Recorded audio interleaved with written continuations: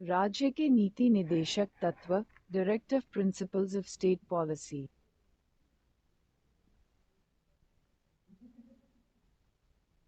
राज्य नीति के निदेशक तत्वों का उल्लेख संविधान के भाग 4 के अनुच्छेद 36 से 51 तक में किया गया है। संविधान निर्माताओं ने यह विचार 1937 में निर्मित आयरलैंड के संविधान से लिया। आयरलैंड के संविधान में इसे स्पेन के संविधान से ग्रहण किया गया था। डॉक्टर भीमराव अंबेडकर ने इन तत्व को विशेषता वाला बताया है। मूल अधिकारों के साथ निदेशक तत्व संविधान की आत्मा एवं दर्शन है। ग्रेनवेल ऑस्टिन ने निदेशक तत्व और अधिकारों को संविधान की मूल आत्मा कहा है। निदेशक तत्वों की विशेषताएं। 1. राज्य की नीति के निदेशक तत्व नामक इस उक्ति से यह स्पष्ट होता है कि नीतियों एवं कानूनों को प्रभावी बनाते समय राज्य इन तत्वों को ध्यान में रखेगा। ये संवैधानिक निर्देश या विधायिका, कार्यपालिका और प्रशासनिक मामलों में राज्य के लिए सिफारिशें हैं। अनुच्छेद 36 के अनुसार भाग 4 में राज्य शब्द का वही अर्थ है जो मूल अधिकारों से संबंधित भाग 3 में है। इसलिए ये केंद्र और राज्य सरकारों के विधायिका और कार्यपालिका अंगों, सभी स्थानीय प्राधिकरणों और देश में सभी अन्य लोक प्राधिकरणों को सम्मिलित करता है। 2. निदेशक तत्व भारत शासन अधिनियम 1935 में उल्लिखित अनुदेशों के समान हैं। Doctor B R. अंबेडकर के शब्दों में निदेशक तत्व अनुदेशों के समान हैं, जो भारत शासन अधिनियम 1935 के अंतर्गत ब्रिटिश सरकार द्वारा गवर्नर जनरल और भारत की औपनिवेशिक कॉलोनियों के गवर्नरों को जारी किए जाते थे। जिसे निदेशक तत्व कहा जाता है, वह इन अनुदेशों का ही दूसरा नाम है।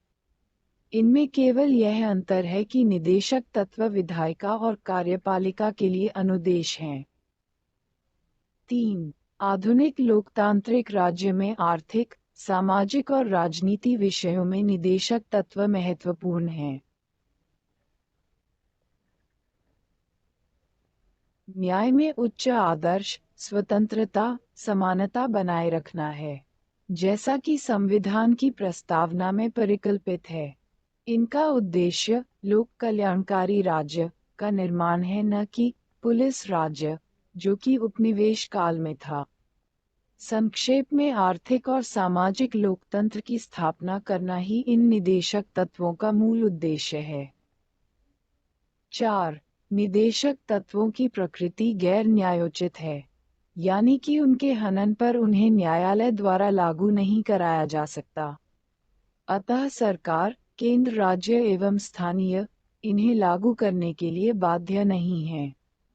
संविधान अनुच्छेद 37 में कहा गया है, निदेशक तत्व देश के शासन में मूलभूत हैं और विधि बनाने में इन तत्वों को लागू करना राज्य का कर्तव्य होगा। 5. यद्यपि इनकी प्रकृति गैर न्यायोचित है, तथापि कानून की संवैधानिक मान्यता के विवरण में न्यायालय इन्हें देखता है। उच्चतम न्यायालय ने कई बार व्यवस्था दी है कि किसी विधि की संवैधानिकता का निर्धारण करते समय यदि न्यायालय ये पाए कि प्रश्नगत विधि निदेशक तत्व को प्रभावी करना चाहती है, तो न्यायालय ऐसी विधि को अनुच्छेद 14 या अनुच्छेद 19 के संबंध में तर्कसंगत मानते हुए असंवैधानिकता से बचा सकता है। निदेशक तत्वों का वर्गीकरण। हालांकि संविधान में इनका वर्गीकरण नहीं किया गया है, लेकिन इनकी दशा एवं दिशा के आधार पर इन्हें 3 व्यापक श्रेणियों समाजवादी, गांधीवादी और उदार बुद्धिजीवी में विभक्त किया गया है। समाजवादी सिद्धांत। ये सिद्धांत समाजवाद के आलोक में हैं। ये लोकतांत्रिक समाजवादी राज्य का खाका खींचते हैं, जिनका लक्ष्य सामाजिक एवं आर्थिक था न्याय प्रदान कराना है। ये लोक कल्याणकारी राज्य की स्थापना का मार्ग प्रशस्त करते हैं। ये राज्य को निर्देश देते हैं कि 1. लोक कल्याण की अभिवृद्धि के लिए सामाजिक, आर्थिक और राजनीतिक न्याय द्वारा सामाजिक व्यवस्था सुनिश्चित करना और आय प्रतिष्ठा, सुविधाओं और अवसरों की असमानता को समाप्त करना। अनुच्छेद 38। 2. सुरक्षित करना। क. सभी नागरिकों को जीविका के पर्याप्त साधन प्राप्त करने का अधिकार। ख. सामूहिक हित के लिए समुदाय के भौतिक संसाधनों का समवितरण। ग. धन और उत्पादन के साधनों का संकेंद्रण रोकना। घ. पुरुषों और स्त्रियों को समान कार्य के लिए समान वेतन। ग. कर्मकारों के स्वास्थ्य और शक्ति तथा बालकों को बाल श्रम से संरक्षण। च. बालकों को स्वास्थ्य विकास के अवसर। अनुच्छेद 39। 3. समान न्याय एवं गरीबों को निःशुल्क विधिक सहायता उपलब्ध कराना। अनुच्छेद 39 का। 4. काम पाने के, शिक्षा पाने के और बेकारी, बुढ़ापा, बीमारी और निरुशक्तता की दशाओं में लोक सहायता पाने के अधिकार को संरक्षित करना। अनुच्छेद 41। 5. काम की असंगत और मानवोचित दशाओं का तथा प्रसूति सहायता का उपबंध करना। अनुच्छेद 42। 6. सभी कर्मकारों के लिए निर्वाह मजदूरी, शिष्ट जीवन स्तर तथा सामाजिक और सांस्कृतिक अवसर। अनुच्छेद 43। 7. उद्योगों के प्रबंध में कर्मकारों के भाग लेने के लिए कदम उठाना। अनुच्छेद 43 का। 8. पोषाहार स्तर और जीवन स्तर को ऊंचा करना तथा लोक स्वास्थ्य का सुधार करना। अनुच्छेद 47। गांधीवादी सिद्धांत। ये सिद्धांत गांधीवादी विचारधारा पर आधारित है।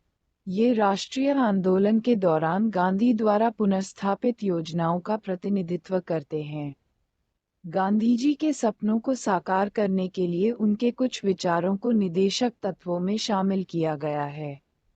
ये राज्य से अपेक्षा करते हैं: 1. ग्राम पंचायतों का गठन और उन्हें आवश्यक शक्तियां प्रदान कर स्व सरकार की इकाई के रूप में कार्य करने की शक्ति प्रदान करना। अनुच्छेद 40। 2. ग्रामीण क्षेत्रों में कुटीर उद्योगों, व्यक्तिगत या सहकारी के आधार पर कुटीर उद्योगों को प्रोत्साहन। अनुच्छेद 43। 3. सहकारी समितियों के स्वैच्छिक गठन, स्वायत्त संचालन, लोकतांत्रिक निमंत्रण तथा व्यावसायिक प्रबंधन को बढ़ावा देना। अनुच्छेद 43b।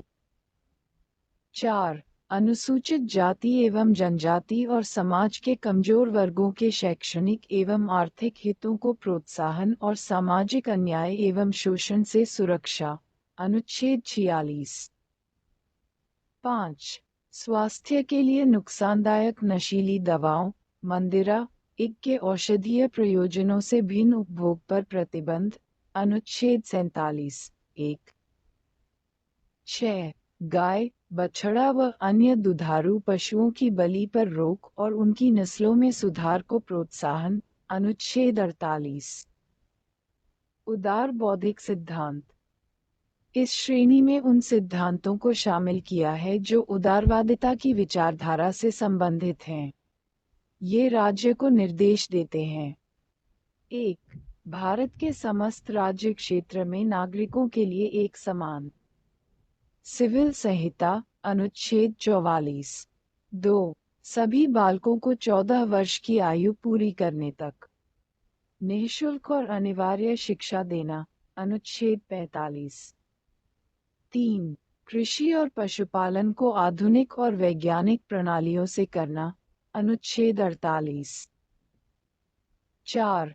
पर्यावरण का संरक्षण तथा संवर्धन और वन तथा वन्य जीवों की रक्षा। अनुच्छेद 48।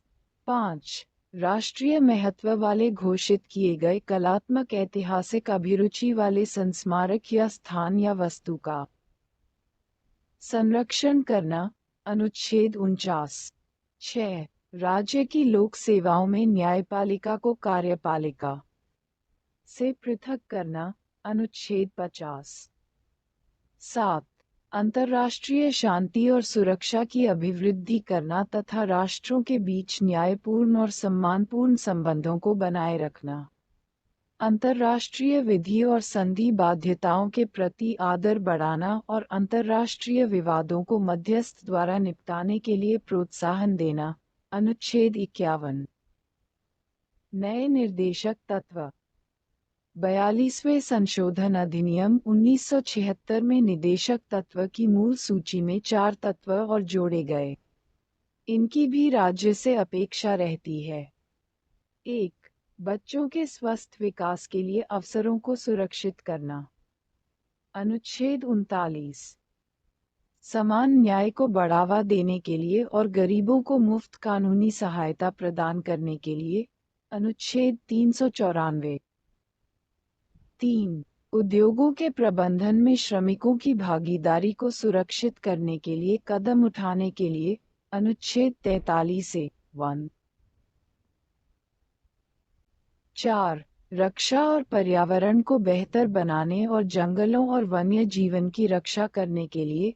अनुच्छेद 48 से 44वां संशोधन अधिनियम 1978 एक और निदेशक तत्व को जोड़ता है जो राज्य से अपेक्षा रखता है कि वह आय, प्रतिष्ठा एवं सुविधाओं के अवसरों में असमानता को समाप्त करे। अनुच्छेद 38। 86वें संशोधन अधिनियम 2002 में अनुच्छेद 45 की विषय वस्तु को बदला गया और प्राथमिक शिक्षा को अनुच्छेद 21 के तहत मूल अधिकार बनाया गया।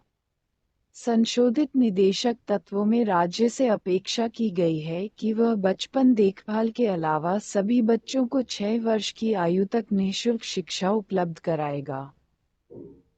सहकारी समितियों से संबंधित एक नया 97वां संशोधन अधिनियम 2011 द्वारा सहकारी समितियों से संबंधित एक नया नीति निदेशक सिद्धांत जोड़ा गया है। इसके अंतर्गत राज्यों से यह अपेक्षा की गई है कि वे सहकारी समितियों के स्वैच्छिक गठन, स्वायत्त संचालन, लोकतांत्रिक निमंत्रण तथा व्यावसायिक प्रबंधन को बढ़ावा दे। अनुच्छेद 43 निदेशक सिद्धांतों के पीछे संस्तुति। संविधान सभा के संवैधानिक सलाहकार सर बी.एन. राव ने इस बात की संस्तुति की थी कि वैयक्तिक अधिकार को 2 श्रेणियों न्यायोचित एवं गैर न्यायोचित में बांटा जाना चाहिए, जिसे प्रारूप समिति द्वारा स्वीकार कर लिया गया। इस तरह न्यायोचित प्रकृति वाले मूल अधिकारों को भाग 3 में उल्लिखित किया गया और गैर न्यायोचित निदेशक तत्व को संविधान के भाग 4 में रखा गया। यद्यपि निदेशक तत्व गैर न्यायोचित हैं, तथापि संविधान अनुच्छेद 37 में इस बात को स्पष्ट किया गया कि ये तत्व देश के शासन में मूलभूत हैं। अतः ये राज्य का कर्तव्य होगा कि इन तत्व का विधि बनाने में प्रयोग करे। अतः यह इनके अनुप्रयोग हेतु राज्य प्राधिकारियों पर नैतिक दायित्व अभियारोपित करता है, परंतु इसके पीछे वास्तविक शक्ति राजनीतिक है। अर्थात जनमत अल्लादी कृष्णास्वामी अय्यर ने कहा था, लोगों के लिए उत्तरदायी कोई भी मंत्रालय संविधान के भाग 4 में वर्णित उपबंधों की अवहेलना नहीं कर सकता। इसी प्रकार डॉक्टर बी.आर. अम्बेडकर ने संविधान सभा में कहा था कि लोकप्रिय मत पर कार्य करने वाली सरकार इसके लिए नीति बनाते समय निदेशक तत्वों की अवहेलना नहीं कर सकती। यदि कोई सरकार इनकी अवहेलना करती है तो निर्वाचन समय में उसे मतदाताओं के समक्ष इसका उत्तर अवश्य देना होगा। संविधान निर्माताओं ने निदेशक सिद्धांतों को गैर न्यायोचित एवं विधि रूप से लागू करने की बाध्यता वाला नहीं बनाया, क्योंकि 1. देश के पास उन्हें लागू करने के लिए पर्याप्त वित्तीय संसाधन नहीं थे। 2. देश में व्यापक विविधता एवं पिछड़ापन इनके क्रियान्वयन में बाधक होगा। 3. स्वतंत्र भारत को नए निर्माण के कारण इसे कई तरह के भारों से मुक्त रखना होगा, ताकि उसे इस बात के लिए स्वतंत्र रखा जाए कि उनके क्रम, समय, स्थान एवं पूर्ति का निर्णय लिया जा सके। इसलिए संविधान निर्माताओं ने तत्व को प्रस्तुत करने के लिए व्यवहारिक दृष्टिकोण अपनाया और इन तत्वों में शक्ति निहित नहीं की। उन्होंने न्यायालयी प्रक्रिया से ज्यादा जागरूक जनता के मतों में विश्वास प्रकट किया। 12. निदेशक तत्वों की आलोचना। संविधान सभा के कुछ सदस्यों एवं अन्य संवैधानिक एवं राजनीतिक विशेषज्ञों ने राज्य की नीति के निदेशक तत्वों की निम्नलिखित आधार पर आलोचना की है। 1. कोई कानूनी शक्ति नहीं। मुख्यतः इनके गैर न्यायोचित चरित्र के कारण इनकी आलोचना की गई, जबकि के.टी. शाह ने इसे अतिरेक कर्मकांडी बताया और इसकी तुलना एक चेक जो बैंक में है, उसका भुगतान बैंक संसाधनों की अनुमति पर ही संभव से की। नसीरुद्दीन ने इनके लिए कहा, ये सिद्धांत नववर्ष प्रस्तावों की तरह हैं, जो जनवरी को टूट जाते हैं। यहाँ तक कि टी.टी. कृष्णमचारी ने इनके लिए कहा, भावनाओं का एक स्थायी कूड़ाघर। केसी वेयर ने इन्हें लक्ष्य एवं आकांक्षाओं का घोषणापत्र कहा और इन्हें धार्मिक उपदेश बताया तथा सर आइवर जेनिंग्स इन्हें कर्मकांडी आकांक्षा कहते हैं। 2. तर्कहीन व्यवस्था। आलोचकों ने मत दिया कि इन निदेशकों को तार्किक रूप में निरंतरता के आधार पर व्यवस्थित नहीं किया गया है। एन. श्रीनिवासन के अनुसार इन्हें न तो उचित तरीके से वर्गीकृत किया गया है और न ही तर्कसंगत तरीके से व्यवस्थित किया गया है। इनकी घोषणा कम महत्व के मुद्दों को अत्यावश्यक आर्थिक एवं सामाजिक मुद्दों से मिलाती है। यह एक ही तरीके से आधुनिक एवं पुरातन को जोड़ती है। इस व्यवस्था के लिए वैज्ञानिक आधार सुझाया जाता है, जबकि ये भावनाओं एवं बिना पर्याप्त जानकारी के आधार पर आधारित हैं। सर आइवर जेनिंग्स ने इस ओर संकेत दिए कि इन तत्वों का कोई नियमित प्रतिमान दर्शन नहीं है। सर आइवर जेनिंग्स के अनुसार ये निदेशक तत्व 19वीं सदी के इंग्लैंड के राजनीतिक दर्शन पर आधारित हैं। उन्होंने टिप्पणी की कि सिडनी वेब और ब्रिटिश वेब के भूत इस पाठ के पृष्ठों में प्रवेश कर गए हैं। संविधान के भाग 4 में व्याख्यायित किया गया है कि समाजवाद के बिना फेबियन समाजवाद। उन्होंने मत दिया कि ये तत्व भारत में 20वीं सदी के मध्य में ज्यादा उपयोगी सिद्ध होंगे। इस प्रश्न का कि क्या वे 21वीं सदी में उपयोगी नहीं होंगे का जवाब नहीं दिया गया, लेकिन ये तय है कि वे अप्रचलित होंगे। उद्धरण चिन्ह। 4. संवैधानिक टकराव। के संथानम का मत है कि इन तत्वों से केंद्र एवं राज्यों के बीच, राष्ट्रपति एवं प्रधानमंत्री के बीच और राज्यपाल एवं मुख्यमंत्री के बीच संवैधानिक टकराव होगा। उनके अनुसार केंद्र इन तत्वों को लागू करने के लिए राज्यों को निर्देश दे सकता है और इनके लागू न होने पर वह राज्य सरकार को बर्खास्त कर सकता है। इसी प्रकार जब प्रधानमंत्री को संसद द्वारा यथापारित विधेयक, जो निदेशक तत्वों का उल्लंघन करता हो, प्राप्त हो तो राष्ट्रपति विधेयक को इस आधार पर अस्वीकृत कर सकता है कि ये तत्व राष्ट्र के शासन के लिए मूलभूत हैं और इसलिए मंत्रालय को इन्हें नकारने का कोई अधिकार नहीं। इसी तरह का संवैधानिक टकराव राज्य स्तर पर राज्यपाल और मुख्यमंत्री के बीच भी उत्पन्न हो सकता है। निदेशक तत्वों की उपयोगिता। उपरोक्त कमियों और आलोचनाओं के बावजूद संविधान से जुड़ाव के संदर्भ में नीति निदेशक तत्व आवश्यक हैं। संविधान में स्वयं भी उल्लिखित है कि ये राष्ट्र के शासन हेतु मूलभूत हैं। जाने माने निर्णायक एवं कूटनीतिज्ञ एल.एम. सिंघवी के अनुसार निदेशक तत्व संविधान को जीवनदान देने वाली व्यवस्थाएं हैं। संविधान के आवरण और सामाजिक न्याय में इसका दर्शन दिया है। 16 भारत के पूर्व मुख्य न्यायाधीश एम.सी. छागला के मतानुसार यदि इन सभी तत्वों का पूरी तरह पालन किया जाए तो हमारा देश पृथ्वी पर स्वर्ग की भांति लगने लगेगा। भारत राजनीतिक मामले में तब न केवल लोकतांत्रिक होगा बल्कि नागरिकों के कल्याण के हिसाब से कल्याणकारी राज्य भी होगा। 7 डॉक्टर बी आर अम्बेडकर ने इस ओर संकेत किया कि निदेशक तत्वों का बहुत बड़ा मूल्य है। ये भारतीय राजव्यवस्था के लक्ष्य, आर्थिक लोकतंत्र को निर्धारित करते हैं, जैसा कि राजनीतिक लोकतंत्र प्रकट होता है। ग्रेनवेल ऑस्टिन का कहना है कि निदेशक तत्वों का लक्ष्य सामाजिक क्रांति एवं आवश्यक शर्तों को स्थापित कर उनको ग्रहण करने के समान है। संविधान सभा के सलाहकार सर बी एन राव ने निदेशक तत्वों को राज्य प्राधिकारियों के लिए नैतिक आवश्यकता एवं शैक्षिकी मूल्य वाला बताया है। भारत के पूर्व महान्यायवादी एम.सी. सीतलवाड़ के निदेशक तत्व हालांकि कोई विधिक अधिकार एवं कोई कानूनी उपचार नहीं बताते, फिर भी वे निम्नलिखित मामलों में उल्लेखनीय एवं लाभदायक हैं। अनुसार 1. ये अनुदेशा की तरह है या ये भारतीय संघ के अधिकृत को संबोधित सामान्य संस्तुतियां है। ये उन्हें उन सामाजिक एवं आर्थिक मूल सिद्धांतों की याद दिलाते हैं जो संविधान के लक्ष्यों की प्राप्ति से जुड़े हैं।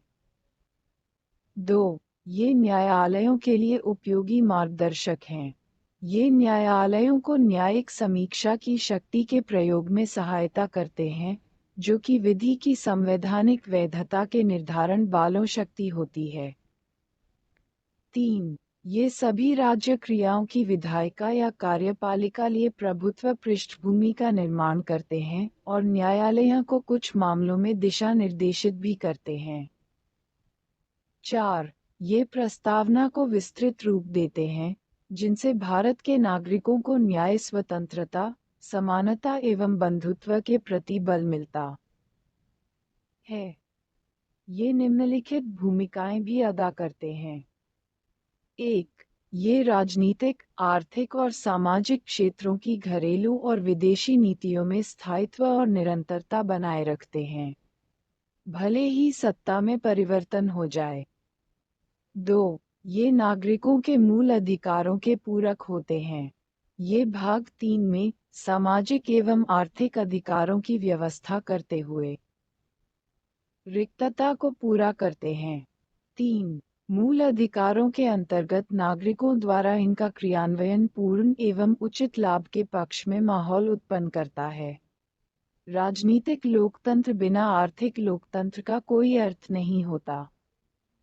4. ये विपक्ष द्वारा सरकार पर नियंत्रण को संभव बनाते हैं।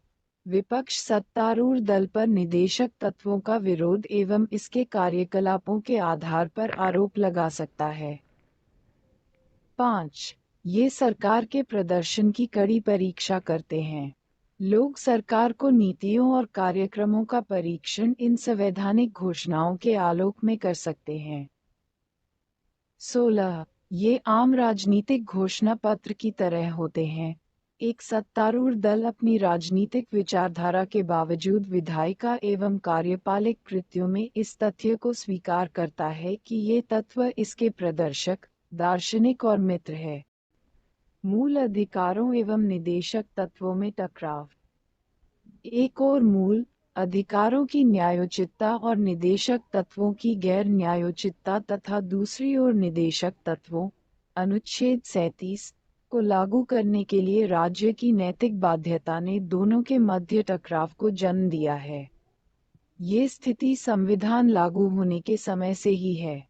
चंपाकम दोरायराजन मामले 1951-20 में उच्चतम न्यायालय ने व्यवस्था दी थी कि निदेशक सिद्धांत एवं मूल अधिकारों के बीच किसी तरह के टकराव में मूल अधिकार प्रभावी होंगे। इसमें घोषणा की गई है कि निदेशक सिद्धांत मूल अधिकारों के पूरक के रूप में निश्चित रूप से लागू होंगे, लेकिन ये भी तय हुआ कि मूल अधिकारों को संसद द्वारा संविधान संशोधन प्रक्रिया के तहत संशोधित किया जा सकता है।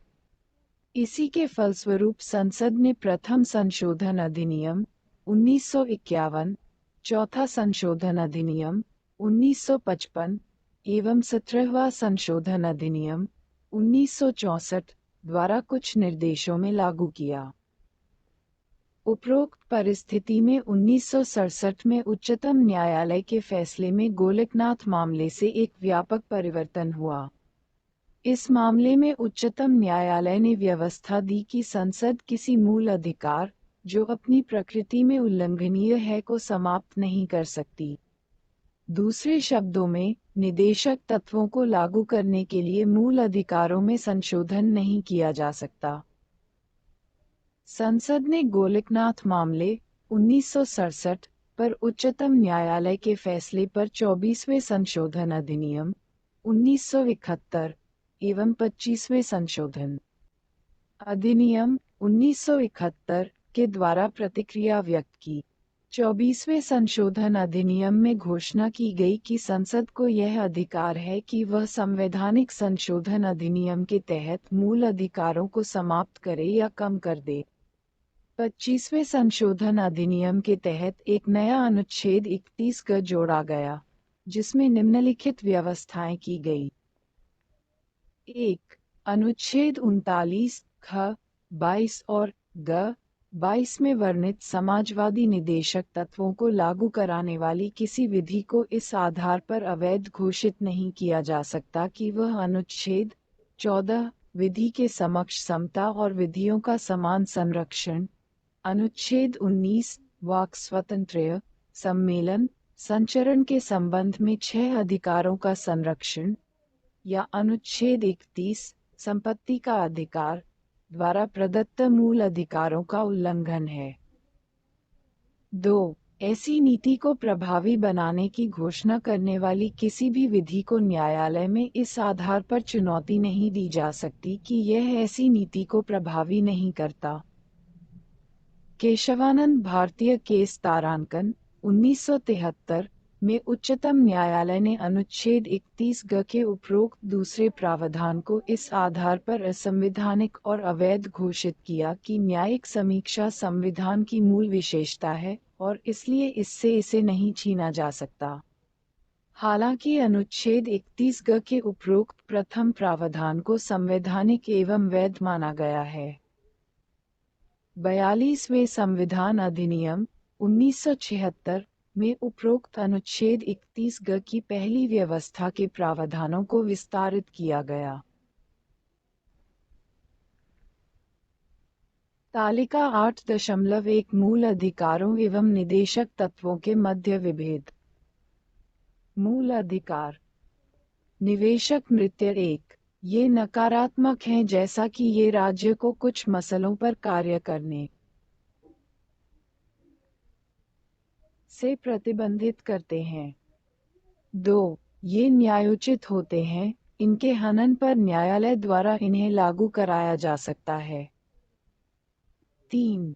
इनका उद्देश्य देश में लोकतांत्रिक राजनीतिक व्यवस्था स्थापित करना है। 4. ये कानूनी रूप से मान्य हैं। 5. ये व्यक्तिगत कल्याण को प्रोत्साहन देते हैं, इस प्रकार ये वैयक्तिक हैं। 6. इनको लागू करने के लिए विधान की आवश्यकता नहीं, ये स्वतः लागू हैं। 7. न्यायालय इस बात के लिए बाध्य है कि किसी भी मूल अधिकार के हनन की विधि को वह गैर संवैधानिक एवं अवैध घोषित करे। निदेशक तत्व। 1. ये सकारात्मक हैं, राज्य को कुछ मसलों पर इनकी आवश्यकता होती है।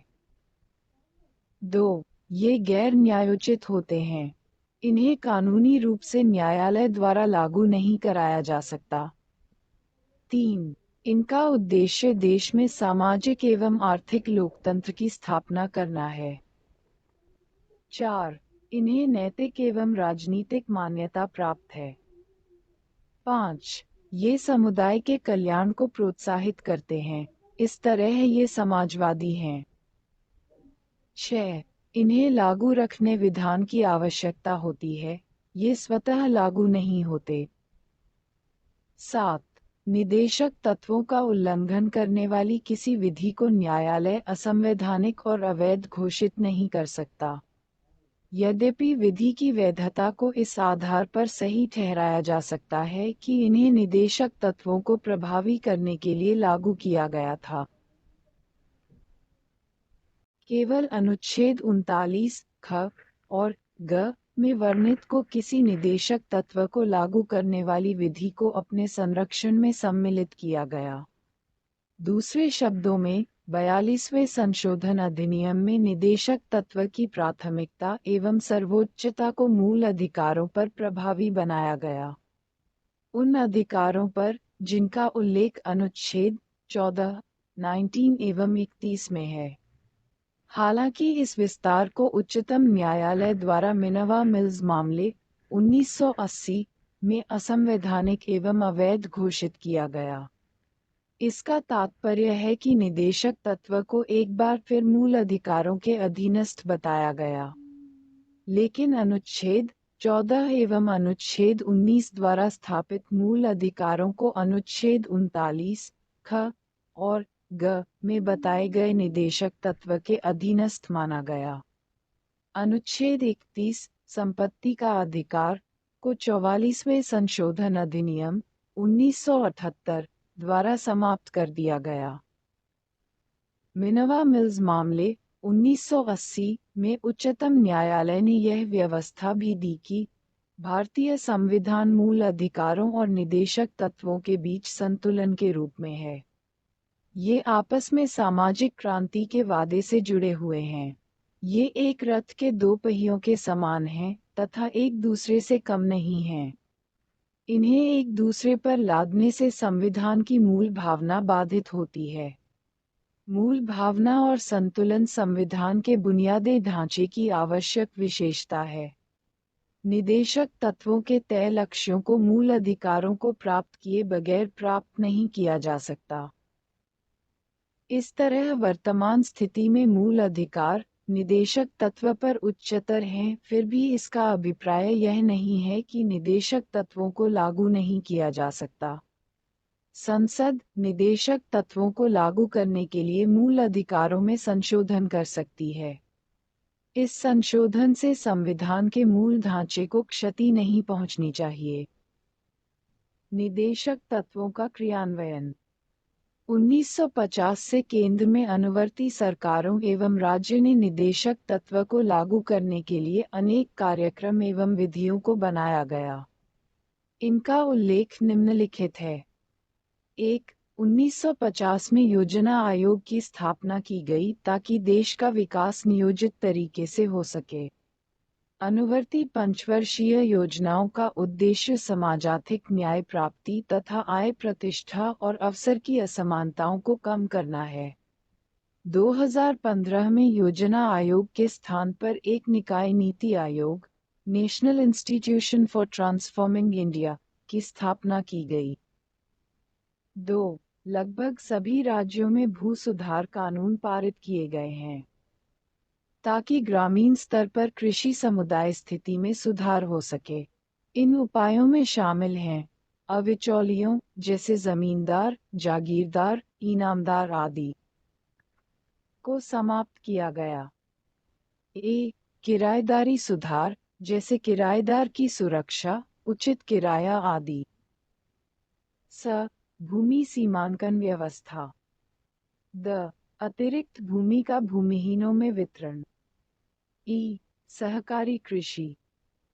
3. न्यूनतम मजदूरी अधिनियम 1948, मजदूरी संदाय अधिनियम 1936, बोनस संदाय अधिनियम 1965, ठेका श्रम विनियमन और उत्सादन अधिनियम 1970, बाल श्रम प्रतिषेध और विनियमन अधिनियम 1986, बंधुआ श्रम पद्धति उत्सादन अधिनियम 1976, व्यवसाय संघ अधिनियम 1926, कारखाना अधिनियम 1948, खान अधिनियम 1952, औद्योगिक विवाद अधिनियम 1947, कर्मकार प्रतिकार अधिनियम 1923 आदि को श्रमिक वर्गों के हितों के संरक्षण के लिए लागू किया गया है। वर्ष के हितों के संरक्षण के लिए लागू किया गया है। वर्ष 2006 में सरकार ने बाल श्रम पर प्रतिबंध लगाया। 2016 में बाल श्रम निषेध एवं विनियमन अधिनियम 1986 का नाम बदलकर बाल एवं किशोर श्रम निषेध एवं अविनियमन अधिनियम 1980 कर दिया गया। 4. प्रसूति प्रसुविधा अधिनियम 1961 और समान पारिश्रमिक अधिनियम 1976 को महिला कर्मचारियों के हितों की रक्षा के लिए बनाया गया। 5. सामान्य वस्तुओं के प्रोत्साहन हेतु वित्तीय संसाधनों के प्रयोग के लिए कुछ पैमाने तय किए गए। इनमें शामिल हैं जीवन बीमा का राष्ट्रीयकरण 1956, 14 प्रमुख बैंकों का राष्ट्रीयकरण 1969, सामान्य बीमा का राष्ट्रीयकरण 1971, शाही खर्च की समाप्ति 1971 आदि। 6. विधिक सेवा प्राधिकरण अधिनियम 1987 का राष्ट्रीय स्तर पर गठन किया गया ताकि गरीबों को निःशुल्क एवं उचित कानूनी सहायता प्राप्त हो सके। इसके अलावा समान न्याय को बढ़ावा देने के लिए लोक अदालतों का गठन किया गया। लोक अदालत संवैधानिक फोरम हैं जो कानूनी विवाद का निपटारा करते हैं। इन्हें जन अधिकार अदालतों के समान स्तर दिया गया। इनके निर्णय मानने की बाध्यता होती है और इनके फैसले के विरुद्ध किसी न्यायालय में कोई अपील नहीं है।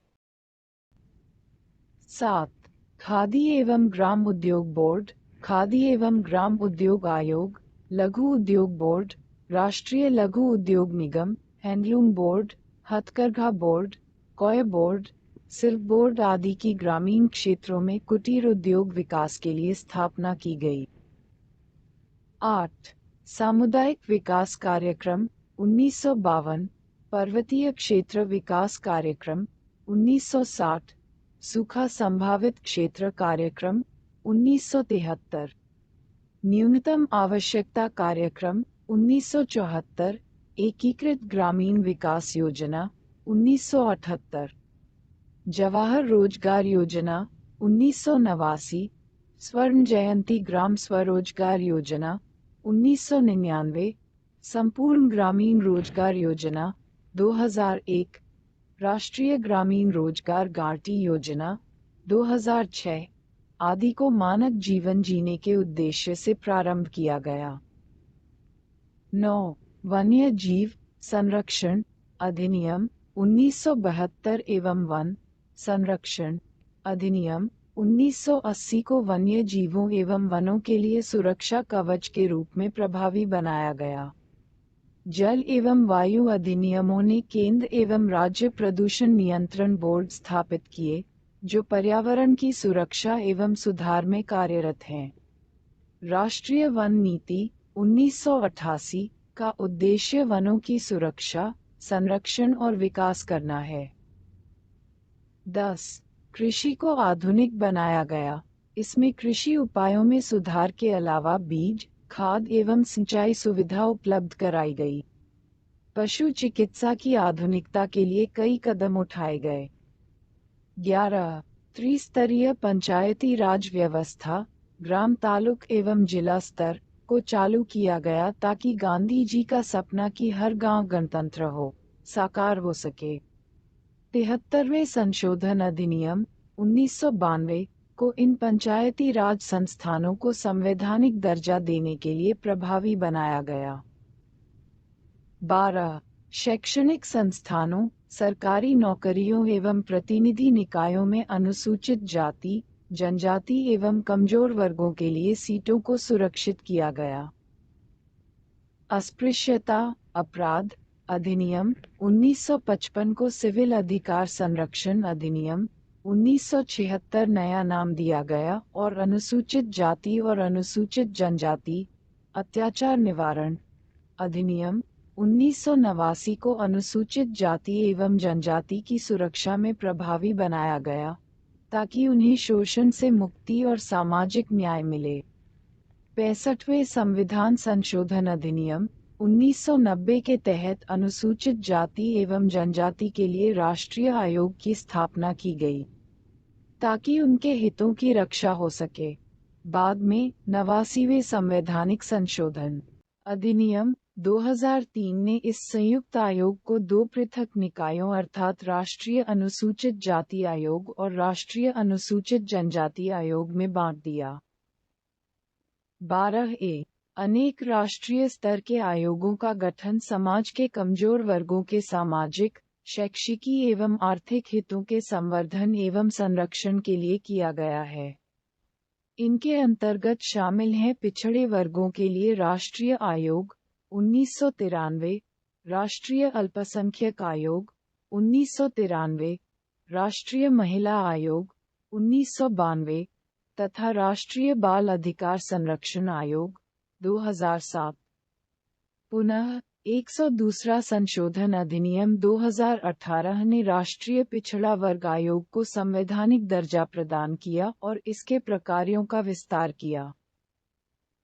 12B 2019 में केंद्र सरकार ने आर्थिक रूप से कमजोर वर्गों के लिए 10% आरक्षण की व्यवस्था शैक्षिकी संस्थानों EWS तथा भारत सरकार की असैन्य पदों एवं सेवाओं में की। इस आरक्षण का लाभ आर्थिक रूप से कमजोर वर्गों के उन्हीं व्यक्तियों को मिलेगा जो अनुसूचित जाति, अनुसूचित जनजाति तथा पिछड़ा वर्गों के लिए पहले से जारी आरक्षण से आवरित नहीं है। इस आरक्षण व्यवस्था को 130वें संशोधन अधिनियम 2019 द्वारा लागू किया गया। 13 आपराधिक प्रक्रिया संहिता 1973 राज्य की लोक सेवा में कार्यकारिणी को विधिक सेवा से विभक्त करती है। इस विभाजन से पूर्व जिला प्राधिकारी जैसे कलेक्टर, उपखंड अधिकारी, तहसीलदार आदि विधिक शक्तियों का इस्तेमाल परंपरागत कार्यकारी शक्तियों के साथ करते थे। विभाजन के बाद विधिक शक्तियों को इन कार्यकारियों से अलग कर जिला न्यायिक मजिस्ट्रेटों के हाथों में सौंप दिया गया है, जो राज्य उच्च न्यायालय के नियंत्रण में काम करते हैं।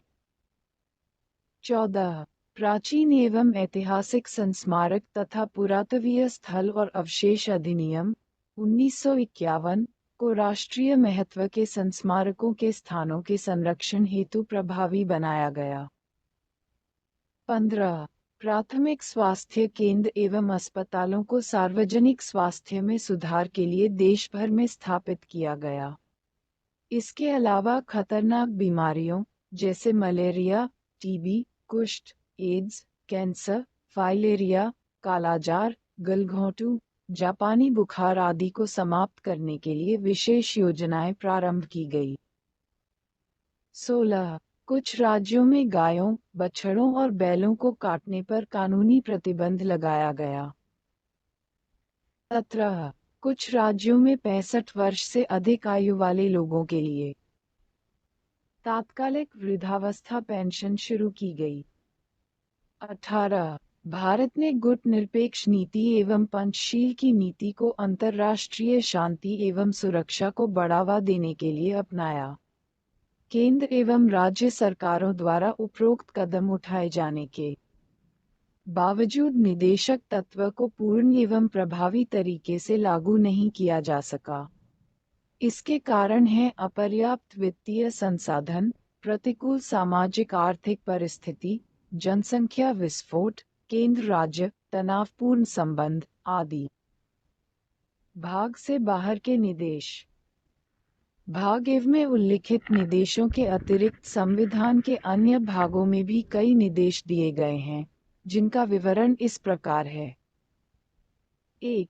सेवाओं के लिए अनुसूचित जातियों और जनजातियों के बावह संघ या किसी राज्य के कार्यकलाप से संबंधित सेवाओं और पदों के लिए नियुक्तियां करने में अनुसूचित जातियों और अनुसूचित जनजातियों के सदस्यों के दावों का प्रशासन की दक्षता बनाए रखने की संगति के अनुसार ध्यान रखा जाएगा।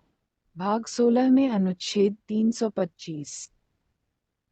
2. मातृभाषा में शिक्षा प्रत्येक राज्य और राज्य के भीतर प्रत्येक स्थानीय प्राधिकारी भाषाई अल्पसंख्यक वर्गों के बालकों को शिक्षा के प्राथमिक स्तर पर मातृभाषा स्तर पर मातृभाषा में शिक्षा की पर्याप्त सुविधाओं की व्यवस्था करने का प्रयास करेगा। भाग 17 में अनुच्छेद 350 क में 3 हिंदी भाषा का विकास संघ का ये कर्तव्य होगा कि वह हिंदी भाषा का प्रसार बढ़ाए, उसका विकास करे जिससे वह भारत की सामासिक संस्कृति की अभिव्यक्ति का माध्यम बन सके। भाग 17 में अनुच्छेद 351 उक्त निर्देश भी प्रकृति में न्याय योग्य नहीं है, हालांकि न्यायालय द्वारा इन्हें भी अन्य निर्देशों के समान उतना ही महत्व दिया जाता है तथा उन्हें भी संविधान का भाग माना जाता है।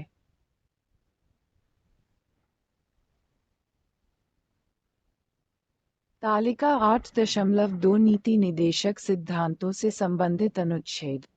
एक नज़र में अनुच्छेद संख्या विषय वस्तु 36 राज्य की परिभाषा 37 इस भाग में समाहित सिद्धांतों को लागू करना 38 राज्य द्वारा जन कल्याण के लिए सामाजिक व्यवस्था को बढ़ावा देना, राज्य द्वारा अनुसरण किए जाने वाले कुछ नीति सिद्धांत 39 समान न्याय एवं निःशुल्क कानूनी सहायता 39 ए 40 ग्राम पंचायतों का संगठन, कुछ मामलों में काम का अधिकार, शिक्षा का अधिकार तथा सार्वजनिक सहायता, न्यायोचित एवं मानवीय कार्य दशाओं तथा मातृत्व सहायता के लिए प्रावधान 41 42